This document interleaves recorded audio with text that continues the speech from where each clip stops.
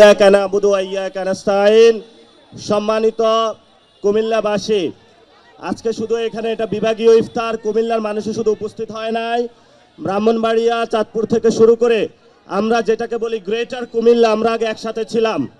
পরবর্তীতে এটাকে খণ্ড খণ্ড করে বিভিন্ন জেলায় রূপান্তর করা হয়েছে। তো গ্রেটার কুমিল্লার যারা এখানে উপস্থিত হয়েছেন, বিএনপি, জামায়াত ইসলামী এবং এনসিপির সর্বোচ্চ যারা নেতৃবৃন্দ এখানে উপস্থিত হয়েছেন, সবাইকে গ্রেটার কুমিল্লার সন্তান হিসাবে আপনাদের স্বাগত জানাচ্ছি এই কুমিল্লার মাটিতে। এবং সাথে সাথে আজকে আমরা কোনো দ্বিধাবিভক্তি করব না।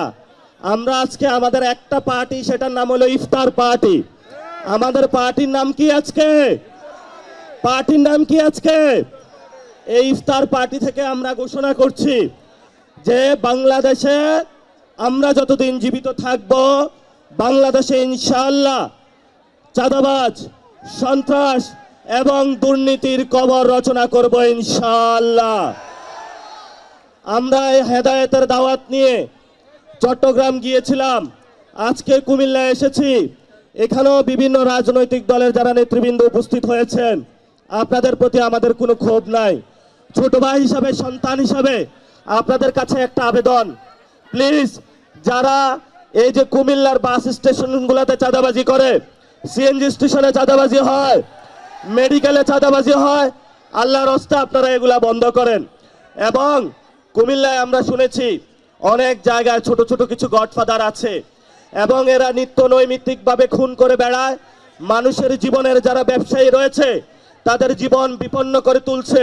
আমরা আপনাদের কাছে অনুরোধ করব, আসুন এক ঐক্যবদ্ধভাবে আমরা একটা গ্রেটার কুমিল্লা সাজাই, যেখানে আমরা শান্তিতে বসবাস করতে পারবো ইনশাআল্লাহ। সবশেষ দুইটা কথা বলবো। আমাদের ইনকিলাবের পথিক শহীদ ওসমান হাদি ভাইয়ের হত্যা হয়েছে, বাংলাদেশে আমরা শুনেছি বিচার হবে, কিন্তু বিএনপি সরকার গঠন করেছে। আমরা প্রধানমন্ত্রী তারেক রহমানকে অনুরোধ করব যে আপনি এই বিচার যে প্রক্রিয়া রয়েছে সেটা দ্রুত উদ্যোগ নিন। বাংলাদেশের সারা তরুণ সমাজ অপেক্ষায় আছে, আমরা রাজপথে নামতে প্রস্তুত আছি, কিন্তু আপনাদেরকে সময় দিচ্ছি। আপনারা বলেছিলেন ঈদের পরে আন্দোলন, ঈদের পরে আন্দোলন। আমরা এটা বলবো না যে ঈদের পরে আমরা নামবো। আমরা যেদিন নামবো সেদিন শহীদ ওসমান হাদি ভাইয়ের হত্যাকাণ্ডের বিচার বুঝে নিয়ে ইনশাআল্লাহ মাঠ থেকে বিদায় হব ইনশাআল্লাহ। আমাদেরকে বলা হয়েছিল আমাদের তিনটা এজেন্ডা ছিল, সংস্কার, বিচার, আরেকটি হলো নির্বাচন।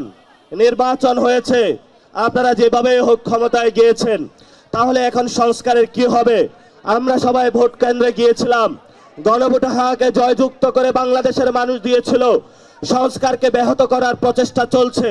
আল্লাহর রাস্তে আপনারা জনগণ যে ম্যান্ডেট দিয়েছে সংস্কারের পক্ষে, জনগণের বিরুদ্ধে যাবেন না। যদি জনগণের বিরুদ্ধে যান সেটা শহীদ জিয়ার আদর্শ হতে পারে না, বেগম খালেদা জিয়ার আদর্শ হতে পারে না কোনোভাবেই।